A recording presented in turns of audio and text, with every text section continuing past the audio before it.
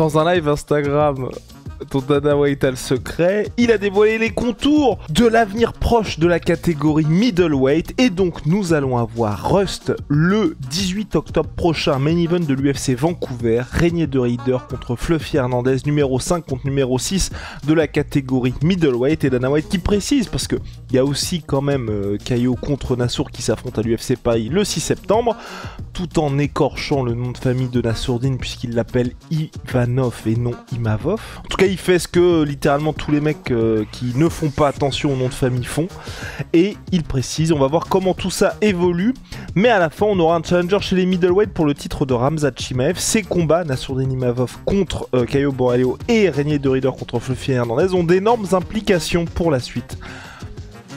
Vous qui connaissez l'UFC, vous êtes ce petit parfum là, ce petit parfum de la douille là, on commence à le voir, tranquillement. On rappelle que Nassourdine est numéro 1 depuis qu'il a battu donc Israël Adesanya au mois de février. Il reprend un combat à l'UFC Paris. On n'est pas là pour commencer le podcast. Avant de commencer le podcast, c'est parti, générique, mais en tout cas les calages sont chargés. Soit.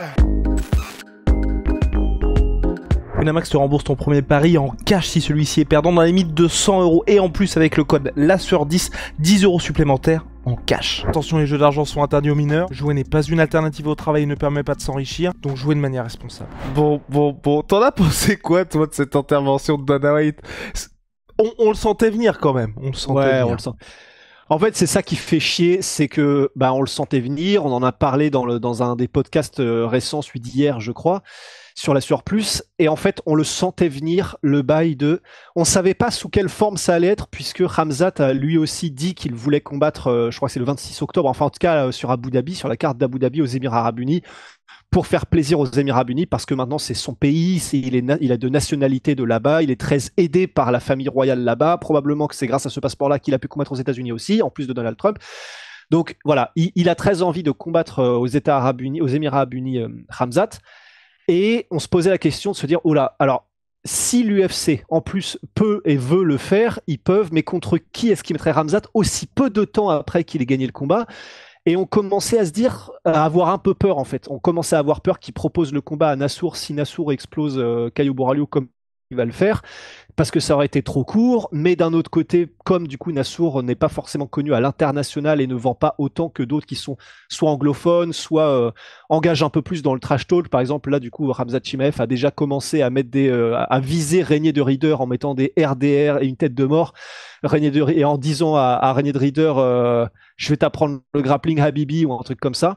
Et de Reader qui répond et machin. Donc en fait les deux, Khamzat et de Reader, étaient déjà en train de commencer à se chauffer en trash talk, et tout ça nous faisait un peu peur parce qu'on se demandait, alors ça sent la douille, mais comment est-ce que l'UFC qui s'intéresse, enfin c'est un business, hein, c'est le plus méritant sportivement, c'est Nassourdine de tous les contenders, mais comment est-ce que l'UFC pourrait s'y prendre pour ne pas que ce soit Nassourdine, parce que eux ce qu'ils veulent c'est faire le plus gros chiffre possible.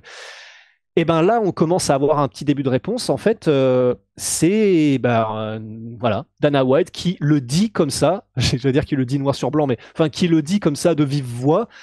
Ça n'est pas une évidence que ce sera Nassour le prochain s'il gagne. C'est maintenant, voilà, il met tout le monde sur le même pied d'égalité. Dana White, il est en mode celui dont on décidera grosso modo qu'il a la meilleure performance entre ces quatre-là, cette demi-finale, on lui donnera le title shot. Surtout s'il s'appelle pas Nassourdine. Ouais, non mais vraiment, mais c'est pas dégueulasse parce qu'on comprend pourquoi businessment parlant, mais en fait, nous Français, on est biaisés parce que c'est Nassourdine. Mais on se dit, putain, il n'y a pas plus méritant sportivement, et de la même manière et je finirai là-dessus, pardon, t'inquiète, mais de la même manière que tu sais, Movsar Evloev et même Ankalaev, on est en mode oui, ok, on comprend que l'UFC ne veuille pas parce que c'est pas ceux qui font le plus de chiffres, pay-per-view, de tickets, de ventes. Même si les pay-per-view veulent plus dire grand-chose, ça importe quand même à l'UFC de faire des gros chiffres dans les semaines de combat sur les réseaux sociaux, sur les machins. Donc ça a quand même une importance les chiffres. Et on était quand même resté sur cette base-là de ouais, mais à un moment donné, en fait, quand le mec est sportivement, Oh là là. Faut arrêter ces longs tunnels, Rusty. Faut arrêter ces longs tunnels. Fini. Parce que juste c'était. Vas-y. Ouais. Parce quand que il est inévitable ou je sais plus quoi, mais en gros voilà, quand sportivement t'as plus le choix il faut arrêter, normalement faut arrêter. Comme Thanos quoi. Non, ce que je voulais juste dire, parce que sinon c'est compliqué de rebondir là-dessus. De base, ça veut surtout dire que c'est mort pour Khamzat au mois d'octobre. Mais est-ce que Vraiment, du coup. Parce que voilà, fin de podcast. Mais non, mais parce que Khamzat combat, enfin l'événement à Abu Dhabi, l'UFC 321 est donc prévu une semaine après l'UFC Vancouver de Reader contre Hernandez. Ouais, mais pour moi, en fait, malgré ce qu'a dit Dana White, ce serait pas la première fois qu'il fait ce qu'il veut. Hein. D'ailleurs, il fait tout le temps ce qu'il veut. Mais ça, pour moi, là, ce qu'il vient de dire, ça n'empêche pas que de toute façon, ils peuvent faire le truc à leur sauce et que si s'ils veulent absolument faire cette UFC Abu Dhabi avec Khamzat dessus, ils peuvent quand même revenir un peu sur ce qu'il vient de dire là, Dana White, et faire Nassourdine versus Khamzat en octobre. Ah oui, même voilà. Si oui. ça fout. C'est ce que je voulais dire. C'est qu'en gros, si là ça se fait, ça veut dire que c'est le vainqueur de Nassourdine contre Caillou qui affronte Khamzat. Parce que là, on est d'accord qu'une semaine de délai, c'est impossible que. Voilà. Donc au moins, on est d'accord là-dessus. Et c'est vrai que pour Nassour, c'est ce qu'on disait. On s'échange des messages WhatsApp. Et avec Rusty, là, la situation dans laquelle il met Nassourdine, c'est un peu soit tu fais une Leron Murphy qui était vraiment dans un bourbier. Comme lorsque Evloev devait affronter Aaron Pico, c'est vraiment on ne vous veut pas en combat pour le titre et on essaye de mettre tout ce qu'il est possible pour que vous n'arriviez pas à ce title shot. Sauf que Murphy, coup de coude retourné, KO de fou, bon bah là ça y est, il est dans les starting blocks pour le combat pour le titre et Dana White quand même dit franchement Murphy contre Volkanovski au mois de décembre, j'adore l'idée. Nassour pour moi il est condamné à une performance impressionnante. Mais ce qui est quand même aberrant parce que en fait, l'UFC lui avait donné Adesanya, ce qui était quand même un combat qui montre que l'UFC respecte Nassourdine. Enfin, dans l'idée, tu vois. Et Nassourdine a fait exactement ça, c'est-à-dire qu'il a mis KO Adesanya. Donc en fait, pour moi, c'est là où c'est même encore plus rageant, c'est que on lui a donné Adesanya, qui est un ancien champion, qui est un des mecs les plus en vue. Nassour a fait le travail, et même plus que ça, puisqu'il a donc mis hors d'état de nuire Adesanya. Et en fait, c'est là où c'est horrible, c'est que je suis quand même d'accord avec toi. Je pense que donc, malgré ce que Nassour a fait à Adesanya, l'UFC repart sur un truc de ouais, mais il nous faut quand même un peu plus. Enfin, c'est l'impression que ça donne. Et c'est vrai que ça fait chier de se dire, même si je pense que Nassour va faire du très très sale à Caio Borralho, ça fait chier de se dire putain, il est presque condamné, Nassour, à devoir soit faire envoyer une roquette de l'espace et mettre un KO qui fait encore les highlights dans tous les sens, soit faire une domination totale, mais du coup, s'il n'y a pas de finish, je pense que Dana White le fera savoir. Mais ça fait chier de se dire que le taf avait déjà été fait contre Adesanya et on le remet encore dans une situation Nassour où grosso modo, un peu sous couvert d'eux, mais Dana White lui redemande en fait, va falloir que tu refasses un truc équivalent parce que sinon, il y a régné de Reader. Et surtout, ce qui est dur pour Nassourdine, c'est pas comme si c'était un mec qui était chiant à voir combattre, tu vois. C'est à la différence des Evloev et des Ankalaev dont on a pu parler par le passé, ou même de Merab qui ne finissait absolument personne. Nassourdine, tu vois, c'est un gars, je pense que les gens prennent du plaisir à le voir combattre. Et là, il est vraiment dans une situation qui est assez compliquée, alors que stylistiquement, c'est intéressant. Et là, le truc que j'aime pas du côté de l'UFC, tu vois, le De Reader Hernandez, ça ne me dérange pas, au contraire, j'aime bien qui est ce genre de combat. Mais là où ça me dérange, c'est de le mettre à ce moment-là. Parce qu'on est dans une situation, on en a parlé avec Dricus dans le podcast d'après, là qu'on a fait dernièrement, situation similaire à ce qui se passait chez Lightweight, où personne n'affronte de grappleur jusqu'à ce que t'aies un combat pour le titre. Et là, d'avoir un truc où t'as De Reader qui affronte Bonical, ensuite De Reader qui affronte Hernandez, et grosso modo, chaque fois que tu bats un de ces mecs-là, le mec est hors course pour un petit moment. Ça, je trouve perso que ça ne rend service à personne. Parce que, à mon sens, il faut que tu puisses avoir des grappleurs de haut niveau qui affrontent des top contenders, parce que comme ça, t'es obligé d'affronter ces gars-là et t'es pas dans une situation où c'est qu'au moment que t'as le combat pour le titre que tu peux te mesurer à un gars comme ça, et puis ensuite, de toute façon, comme tu affrontes des strikers, c'est reparti pour un tour. Et là, moi, je trouve ça vraiment dur que l'UFC, il fasse des trucs comme ça où les mecs sont un peu obligés de s'entretuer, et ensuite t'as le combat pour le titre dans une division quasi séparée des autres, parce qu'en fait on n'a pas vraiment d'informations sur le niveau intrinsèque des gars, et c'est ça qui me saoule un peu avec ce système de matchmaking de la part de l'UFC, alors qu'on en a parlé. Nous, quand on voit aujourd'hui la situation de la catégorie middleweight, les mecs qui, pour nous, en tout cas pour moi, je vais pas te mettre dans une sauce éventuelle, mais qui poserait le plus de problèmes à Khamzat, ou en tout cas je me dis ça pourrait être assez chaud pour lui, c'est Hernandez et De Reader. Et de me dire qu'il y en a un des deux qui va peut-être sauter à ce moment-là, Ah, c'est un peu chiant. Bah ouais, je suis bien d'accord. C'est les deux gros lutteurs grappleurs, effectivement, où on se dit, enfin, qui mettent aussi l'emphase dessus, même s'ils sont tous les deux complets. Hein, les deux ont mis des difficultés à tout le monde debout aussi. Mais on sait que là où les mecs finissent le taf, généralement, c'est quand ils peuvent utiliser leur lutte, enfin mettre la main sur leur adversaire, quoi. Donc je suis assez d'accord. Donc on ne peut que prier pour qu'ils fassent un gros combat et qu'il n'y en ait pas l'un des deux qui se fasse mais vraiment atomiser et dont on perdra donc un petit peu de hype, pour lequel on perdra de la hype. Parce que ça ferait chier, enfin, ça ferait presque encore plus chier, je trouve, si c'est Reigné de Reader qui perd, parce que là, il est vraiment sur une. Les deux sont sur une grosse lancée, mais de Reader, il y a vraiment ce côté, il est marrant en plus, hors caméra, il passe bien, il fait des interviews fun, il parle bien, il a un style qui est cool. Mais Fluffy oui. aussi, mais je veux dire, ouais, tu vois, enfin, il est pas. Il est pas encore autant dans le cœur des fans, je trouve, Fluffy Hernandez, et du coup, ce Mais serait. oui. Si Et- Fluffy gagne, ce serait presque dommage d'avoir cramé Régnier, Mais effectivement. c'est ça, et pour moi, t'as d'autres mecs qui étaient dispo, tu vois. Enfin, c'est très bizarre, je trouve, de la part de l'UFC Ouais. que t'as un champion comme ça où stylistiquement c'est un enfer pour tout le monde. T'as deux gars qui peuvent lui poser problème, deux gars qui sont exactement dans cette même dynamique-là. T'as Israël Adesanya qui est disponible, hein. On le rappelle, il est disponible Adesanya. Et comme on l'a dit, Fluffy, sa plus belle victoire c'est Dolidze, donc a priori, hein, t'as quand même un certain gap entre Dolidze et le top de la catégorie. Bah tu lui files Adesanya, tu trouves un moyen Strickland. de... Strickland, mais bordel, mais Après, oui. ouais, après Strickland, tu sais, il est à moitié Oui, privé de fight là pendant je sais pas combien de temps. ah, ça je ne... Alors, ça je sais pas trop parce que, tu sais, j'ai l'impression que c'est la... Alors, là peut-être que je raconte n'importe quoi, mais tu sais, comme c'est la commission athlétique du Nevada, est-ce que c'est pas comme Habib et Arman Saroukan dans leur temps, où en gros, bah t'es uniquement privé de combat dans cette... pour ceux qui se déroulent sur ce territoire local. Je ne Mais sais après, pas. est-ce que c'est pas aussi un bail comme tu sais quand t'es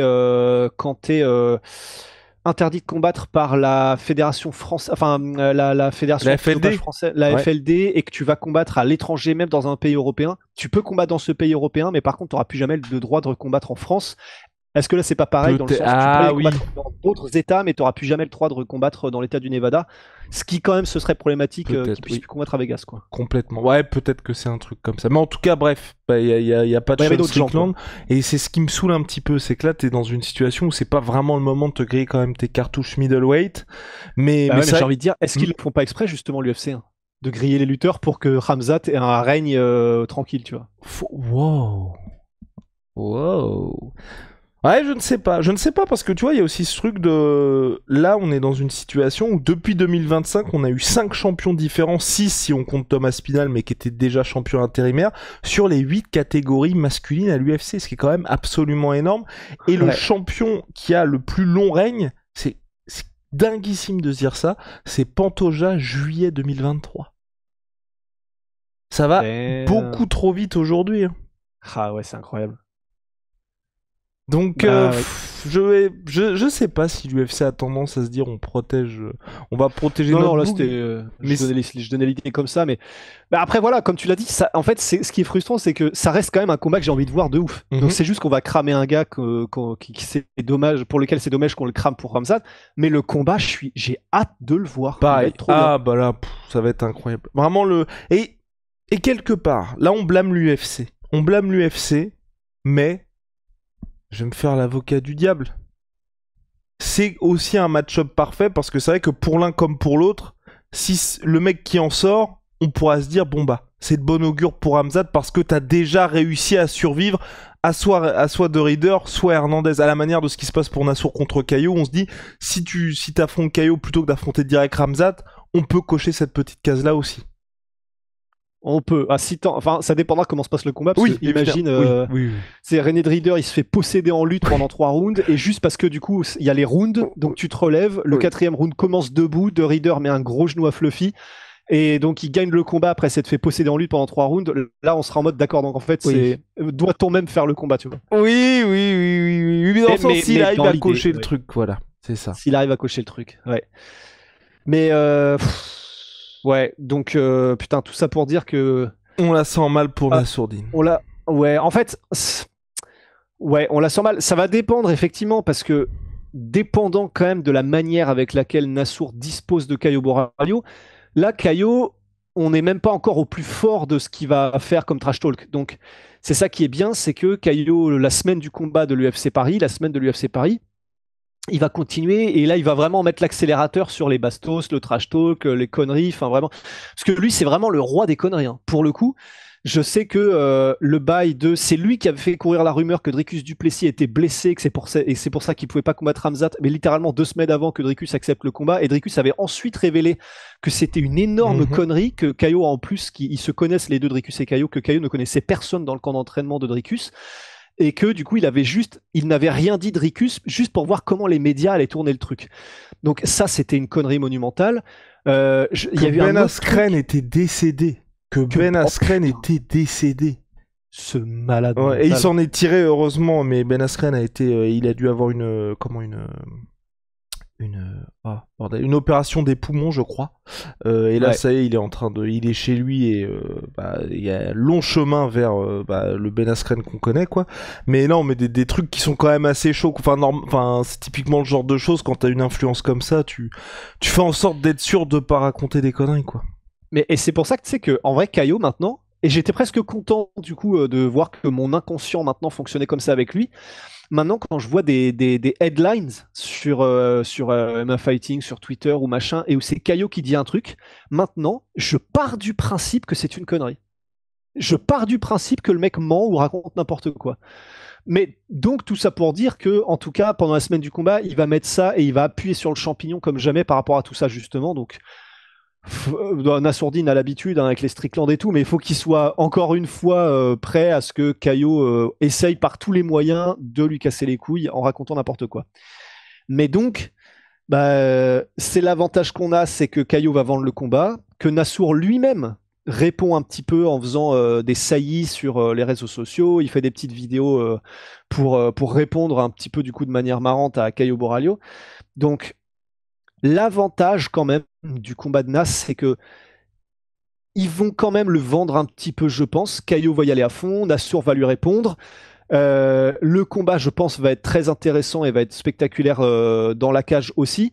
Et je pense que Nassour va avoir un finish. Et donc, ça, c'est quand même le gros avantage. Je pense que l'UFC, tu me dis, je vais finir là-dessus pour pas repartir dans un tunnel, mais je pense quand même que l'UFC fera ce calcul, même si c'est ça et que ça se passe de manière spectaculaire pour Nassour, c'est ça parce que c'était contre Caio, mais comme il se respecte de ouf par rapport à Khamzat, il y aura pas d'avant-combat de fou et ce sera très respectueux et machin. Donc ce serait ça qui me ferait un peu peur, c'est que l'UFC, même si Nassour fait tout ce qu'il a pu et que le combat a fait parler avec Caio Borralho, que l'UFC quand même garde ce calcul de ouais, mais contre Khamzat, ce sera pas intéressant en termes de vente qu'on va pouvoir générer. Ouais, ce qui est dur, c'est que ça bouge tellement dans cette caté, parce que là, je regardais le classement en plus. Caio, là, il est redescendu à la 7ème place. Enfin, c'est quand même une dinguerie de se dire que Nassour doit regarder à ce point-là en arrière, tu vois. Et c'est vrai que pour, là encore une fois, mettre une petite pièce dans qui est-ce que t'as battu dans le top 10, c'est vrai que pour Nassour aujourd'hui, quoique, je suis en train de dire ça, non, si on regarde le top 10, il aura battu Brendan Allen qui est 9ème, s'il bat Caio qui est donc 7ème, et Israël Adesanya qui est 4ème. Ouais, donc ça reste une énorme perf, et ça reste d'autant plus une énorme perf que donc c'est qu'il y a des gens qui en sont sortis de ce top 10, mais qui y étaient à l'époque, donc c'est pas rétroactif, et ça reste une perf quand tu les as battus au moment où ils y étaient dans le top 10, donc c'est... Ouais, voilà, il n'y a plus qu'à... Ah, mais on a peur, les gars. Ah non, moi, j'ai vraiment très peur. Ah non, mais moi aussi je flippe, mais en fait, de toute façon, qu'est-ce qu'on y peut? Dans le sens où, en fait, de toute façon, l'UFC, ils vont regarder les chiffres, ils vont regarder quel est le combat qui risque de faire le plus de bruit et le plus de générer le plus de vues, de chiffres, de traction, d'engagement, etc. Donc en fait, en réalité, quoi qu'on fasse et quoi qu'on dise, là, Nas, normalement, c'est lui le très clair contender numéro 1. Néanmoins, il y a The Reader qui a battu Whittaker et c'est quand même une grosse perf. Et c'est pour ça que... Enfin, moi, ça me fait vraiment chier. Ça me casse les couilles de le dire, mais je suis obligé de le dire parce que c'est ce que je vois. Mais c'est que, putain, en gros, je passe ma vie à regarder des trucs sur le MMA et dont beaucoup sur, en fait, quasiment l'exclusivité sur le MMA anglophone. Et putain, dans le monde anglophone, mais c'est personne ne parle de Nas. Mais ça m'a saoulé. En gros, à chaque fois, j'ai envie de mettre des commentaires en mode et Nas. Parce que tout le monde dit, putain, en vrai, RDR, Fluffy Hernandez, machin. Putain, mais. Ah non, personne. Même Borralho. Oui. Même, les gens même parlent plus de Borralho que de Nas. Complètement. Ah oui, non, mais c'est là que les gars, on vous saoule aussi beaucoup avec ça, à vous dire que l'UFC, c'est une ligue sportive, mais aussi un business. Et t'as ce besoin d'être présent en continu pour montrer un peu que t'es là aussi, quoi. Et malheureusement, c'est vrai que pour Nassour, là, il est dans une situation où, comme la catégorie middleweight, à l'inverse des heavyweight, où c'est vrai que Cyril a pas besoin de faire ce gros pressing, parce que vous le voyez bien, hein, c'est le désert, et sportivement, c'est encore plus le désert, donc vraiment l'UFC pour se dire, il faut que ce soit quelqu'un qui soit fort et digne d'un title shot, on va appeler Cyril Gane. Chez les middleweight, t'as quand même beaucoup de mecs qui... regardez un Sean Strickland, hein, le mec a quand même réussi à dire, prochain combat, là j'ai battu Paulo Costa, qui à l'époque n'avait pas de victoire sur un mec classé à l'UFC, signé, toujours en activité à l'UFC, j'ai battu Paulo Costa, prochain combat c'est le title shot. Il a dit ça, et l'UFC a cédé, voilà. Ouais. Parce que, Strickland, vous lui mettez un micro devant la bouche, vous êtes assuré que le gars fasse le million de vues et envoie des bastos de l'espace. Ouais. C'est très très dur. Et alors que Strickland, là pareil, je vois pas qui peut me dire je préfère regarder un combat de Sean Strickland à un combat de Nassourdine Imavov. Mais jamais dans un milliard d'années. Voilà. Jamais dans un milliard d'années. Mais effectivement, le problème c'est que... Et en fait, c'est cruel parce que... voilà, c'est pas cruel, c'est comme ça. Mais en vrai, Nassour, il représente... Parce que le fait que Nassour ne veuille pas s'abaisser, parce que ce serait s'abaisser, parce que à faire du trash talk dégueulasse, tu vois. C'est tout à son honneur à Nassour. C'est-à-dire que c'est en mode, c'est comme Georges Saint-Pierre à l'époque, mais sauf que, en fait, comme il est pas, et peut-être pas encore, tu vois, champion NAS, mais c'est que, comme il est pas anglophone, qu'il ne parle pas anglais, et que du coup les gens ne peuvent pas vraiment l'entendre, même si ses combats sont divertissants, et même si là il a mis un KO de l'espace à Adesanya, et en fait, tant qu'il ne sera pas champion, s'il est champion et s'il le devient, là, les gens seront, et j'en suis persuadé, tu vois, les gens seront en mode, ça fait du bien d'avoir un champion qui est respectueux à la Georges Saint-Pierre et machin, parce qu'il faut de tout. Ça fait pas forcément vendre pour l'UFC, mais en tout cas, les fans, c'est cool quand il y a un peu un équilibre aussi. Mais sauf qu'en attendant ça, et en attendant ce jour s'il arrive, comme du coup Nas ne parle pas anglais et reste fidèle à lui-même, c'est-à-dire discret et ne fait pas de trash talk pour faire du trash talk et en disant n'importe quoi, donc il est un peu, il est pas autant mis dans l'esprit des fans anglophones, des fans américains particulièrement. C'est vraiment intéressant, hein, tu vois, ce sport où tout le monde aime à dire faut les valeurs, les machins. Ouais, mais en réalité, comme c'est pas ce qui fait vendre, on peut dire ce qu'on veut et voilà. Ouais, ce qui est ouf, c'est qu'il a même pas été propulsé par sa victoire contre Adesanya. Moi, tu vois, je pensais qu'il allait avoir ça, parce que oui, c'était en combat pour le titre, mais que ce soit Dricus qui a gagné vraiment cette légitimité alors qu'il était champion, que ce soit Sean Strickland qui a gagné la ceinture contre Adesanya, t'as quand même Pereira dans sa rivalité avec Adesanya. Adesanya, c'est l'une des dernières superstars de l'UFC. Et je pensais vraiment que Nassourdine, en ayant ce combat, et avec cette perf, ça y est, tu vois, t'allais devenir le prétendant légitime. Eh bien, pas du tout. Vraiment, moi, ça m'a beaucoup étonné parce que je m'attendais à ce qu'il y ait un avant-après pour lui. Il y a eu un avant-après en France, mais la France, vous le savez, hein, c'est pas du tout le marché principal de l'UFC. Et c'est vrai que là, aujourd'hui, il y a beaucoup de choses qui restent à faire pour Nassour. Et c'est vrai que là, je suis dans une situation où le pire, ce serait un truc qu'il arrive un peu à la...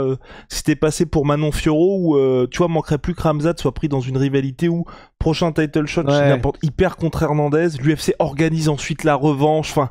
Tu vois, t'es pris dans un truc comme ça, Nassourdine est obligé soit d'attendre longtemps au risque de perdre son statut, ou de combattre et qu'il y ait peut-être malheureusement une défaite entre-temps. Mais c'est ça qui me fait un peu flipper. Mais bon, on n'en est pas là, Rust. On n'en est pas là, on est peut-être un peu pessimiste. En tout cas, Dana White a dit que tout était ouvert. Juste, voilà, ne soyez pas surpris si...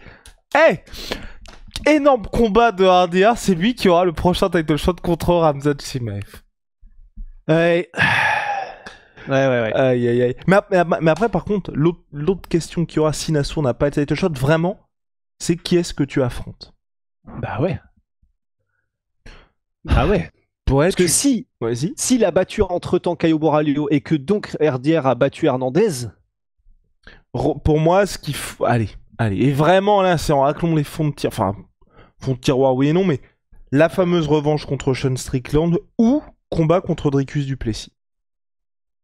Ouais, ok. Ok. Et c'est chiant parce que tu vois, tu dis ok, même moi ça me ferait kiffer de voir ces combats. Ouais, en fait, c'est ça. Ça ferait kiffer de voir ces combats, mais c'est juste que ce serait dégueulasse, quoi, sportivement, pour Nassour, qui mérite sportivement son title shot. Et qui serait mieux classé que les prochains contenders. Enfin, affaire à suivre, les gars. Comme d'hab, ça se passe avec NutriPure. La whey, goût chocolat. C'est un régal absolu, made in France, naturel. Enfin, vous connaissez.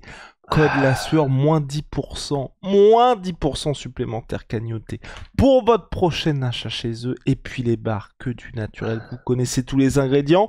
Et là, Wicked One, on est en mode lifestyle, Rusty oversize, moi t-shirt normal, code la sueur, moins 20% sur tout Wicked One.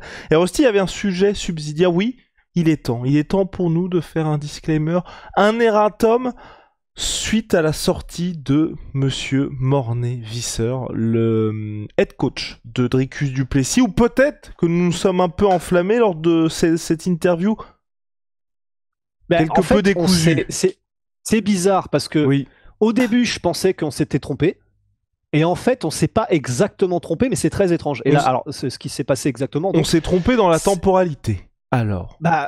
Ouais.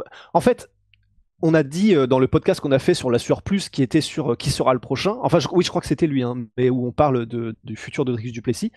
Et on avait vu du coup l'interview de Mornay-Visser où il disait qu'il voulait un rematch contre Khamzat et qu'il n'envisageait pas d'autres contenders et tout ça. Et ce qui est vrai, il le dit dans l'interview, mais en fait, et on n'a pas dit, et c'est pour ça qu'on aurait dû le dire aussi, mais je suis toujours un peu troublé en fait, enfin pas confus. C'est qu'au début de cette même interview, et ça c'est vrai qu'on ne l'a pas dit, mais en fait il prononce les mots. Alors attends, vas-y, parce que je te l'ai envoyé tout à l'heure. Si on me demande est-ce que je veux un rematch, je dis absolument pas. Voilà. On m'a demandé est-ce que tu veux un rematch, j'ai répondu absolument pas. Voilà, il répond il n'y a aucun moyen que je prendrai there's no way I'll take a rematch. Il n'y a aucun moyen que je prenne le rematch parce que on est toujours un peu derrière en termes de compétences. Enfin, en gros, c'est ce qu'il veut dire. C'est with us being a little behind. Donc en fait, ça veut dire qu'au début de l'interview, il dit non, absolument pas de rematch, et grosso modo en disant parce qu'on sait qu'on n'est pas encore prêt. Mais à la fin de cette même interview, il dit mais on n'est pas très chaud pour prendre d'autres contenders. Moi, ce que j'aimerais, c'est quand même pouvoir progresser un peu, prendre le temps de faire de colmater là où il y a eu des problèmes, de régler ce problème. De régler ce problème, et ensuite, comme ça, voilà, j'aimerais pouvoir reprendre Khamzat et montrer qu'on est prêt ensuite. Non, en fait, je sais même pas, je sais pas en fait. À la fin, ce qu'on se disait avec Russ, c'est qu'en gros, il voulait pas un rematch immédiat, donc à savoir au mois d'octobre ou d'ici quelques mois, mais qu'en gros, pour le retour de Dricus, parce qu'il le prononce, en tout cas, eux, ce qu'ils veulent, c'est revenir, enfin, ce que lui veut, parce qu'on n'a pas entendu Dricus directement, c'est un retour de Dricus du Plessis début d'année 2026, une fois qu'il aura travaillé pendant, il dit, 12 semaines pour régler ce fameux problème de la lutte. Et donc ça voudrait dire que on va voir, faut peut-être qu'il se réexprime parce que du coup là soit c'est nous qui interprétons comme des cochons ou j'en sais rien, mais donc ça voudrait dire qu'il serait chaud pour pas le rematch immédiat, mais potentiellement que Dricus reprenne Khamzat directement, mais début 2026. Exactement, c'est ça que tu comprends, c'était ça. Oui, c'est ce qu'on s'était dit tous les deux d'ailleurs. Bah moi en fait c'est ce que je comprends aussi, mais c'est tellement bizarre que... Off. Moi, ça, qui veuille bosser, en fait, enfin, qui veuille bosser et évidemment régler ce problème, oui, mais c'est juste que, et c'est ce qu'on se disait avant le podcast, c'est qu'est-ce que t'as fait pendant toute cette prépa? Il dit que là, après le combat, évidemment, il y a ce combat pour le titre. À la toute fin de l'interview, il commence à être en mode, on veut faire du MMA, on veut qu'il s'exprime en striking. Et gros, Enfin, c'est du MMA, sinon tu vas faire du kickboxing, tu vois. Enfin, ça m'énerve un peu, ça. Et en fait, moi, le truc où, c'est ce qu'on s'était dit tout à l'heure, mais le truc où je me suis dit, là, je trouve que c'est un peu abusé, et je crois pas qu'on l'ait évoqué dans le podcast dernier, mais c'est le fait qu'il dit, alors déjà, il y a le fait qu'ils disent, je vais exactement donner le verbatim, c'était en gros, one more minute, c'était quoi déjà il nous aurait fallu 1 minute de plus, et c'était bon. Alors attends, voilà. One more minute. I just needed an extra minute at the end there. Donc j'avais juste besoin d'1 minute de plus à la fin.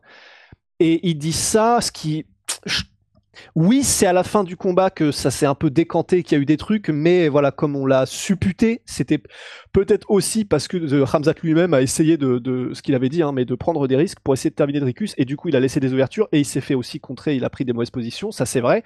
Et puis qu'il en sort, Khamzat. Enfin, je veux dire, c'est ça aussi. Et qu'il en sort, hein, et qu'il en sort. Et le deuxième truc où ça m'a un peu fait grincer, c'est que Mornevisser a dit grosso modo que l'arbitre aurait dû intervenir beaucoup plus tôt pour rendre ce combat un vrai combat intéressant parce qu'on s'est fait chier. Je vois ce qu'il veut dire dans le sens où Marc Goddard factuellement a remonté 2 fois l'action pour faire se relever les combattants parce qu'il estimait qu'il n'y avait pas assez d'action ou de progression.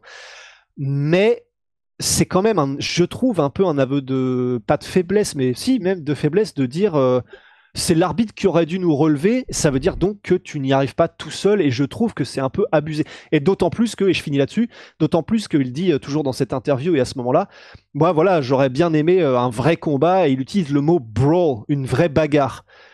Et ça, encore une fois, lui, il a réussi à gagner comme ça sans fournir d'efforts Khamzat, pourquoi il s'en priverait, tu vois? Enfin, je sais pas, il y a beaucoup de choses où j'étais un peu... C'est de la mauvaise foi aussi. Et ça, Nocturne. Ça, je peux vous dire qu'on n'aime pas trop ça.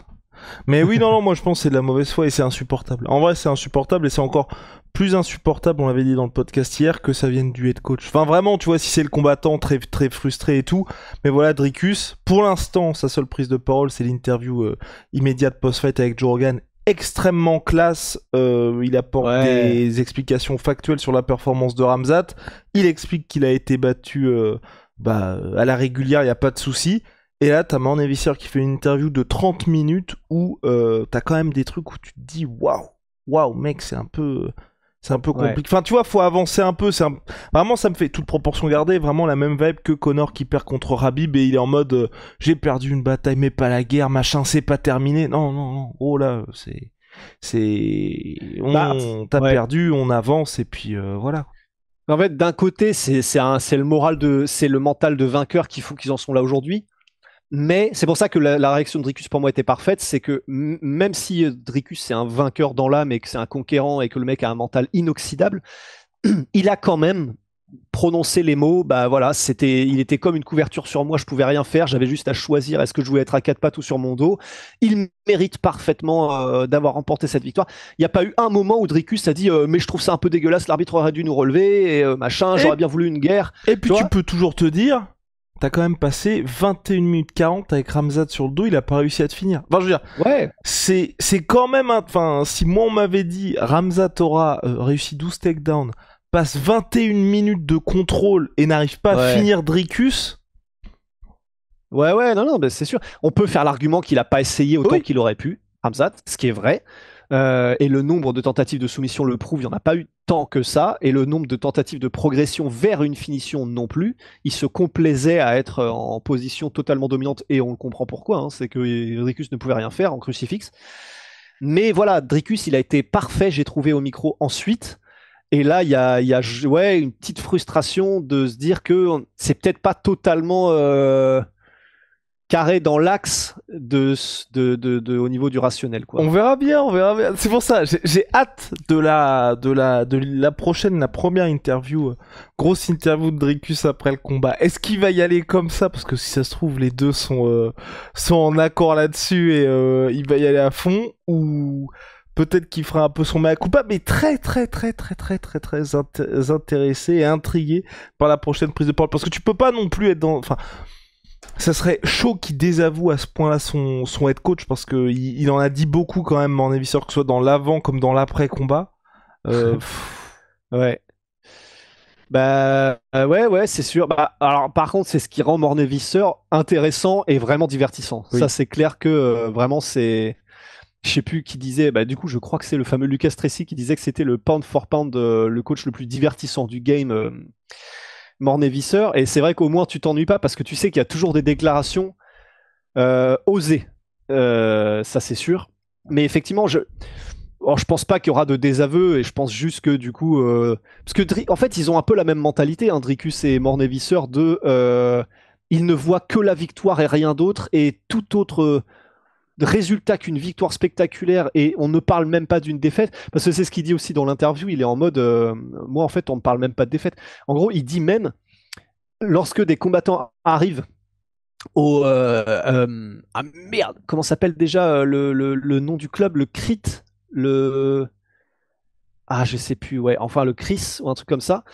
Et lorsque du coup des combattants arrivent dans leur club en Afrique du Sud, eh ben, Mornevisor leur demande qu'est-ce que tu penses de la défaite, c'est quoi ton avis sur le perdre un combat et tout ça. Et en gros il dit, et si l'élève, le combattant me répond ça fait partie du processus d'apprentissage, faut le voir comme quelque chose qui permet de progresser, machin. En gros, Mornevisor dit écoute, merci, mais on va pas avoir besoin de toi dans ce club. Moi, il me faut des gens qui détestent autant la défaite que moi. Et en fait, c'est intéressant, tu vois. C'est extrême. On peut dire ce qu'on veut. Ça a fait un champion du monde en la personne de Dricus du Plessis. Mais voilà, par contre, est-ce que du coup d'avoir ce côté, tu sais, un peu borné, visseur de ce coach-là, ouais, fait pas que du coup là, il y a au moment où en revanche, il faudrait peut-être quand même lâcher un peu de lest et accepter de laisser un peu de terrain sur ce genre de sujet. Bah du coup là il le fait pas quoi. Après est-ce qu'il le dit et qu'il le fera? Si ça se trouve pas, peut-être qu'il fait ça aussi. J'ai le CIT Performance Institute. CIT, pardon, voilà, c'est ça. Le CTI Performance Institute. Ah ouais, ça suffit. Respectons Dricus. Enfin bref, affaire à suivre de ce côté-là. On espère un petit peu de raison du côté de cette team. Et puis les gars, de toute façon, UFC Paris, Nassourdine, il va s'occuper de Monsieur Caillot. Et puis ensuite on avance. Oui. Vers le title shot. De toute façon, ouais. Sinon, révolution. Moi, je m'en fous. Sinon, on va cramer les bureaux de l'UFC à Las Vegas. Oui. Et après, on finit en tôle dans une prison. Mais la cause sera belle. Et là, ça aura volé le coup. Voilà. Presque aussi belle qu'un pot de Holy Moly. Un pot de Holy Moly. Pas vendre le pot avant de l'avoir tué. Hein. Eh oui, boisson de réhydratation, thé glacé, boisson énergisante également, milkshake plein de saveurs. Code LA sur 5, moins 5 €. Et si vous avez déjà commandé chez eux, code LA sur 10, moins 10%. Là, c'est fruit de la passion. On se régale pour l'été. Les gars, on se retrouve très vite. Bye.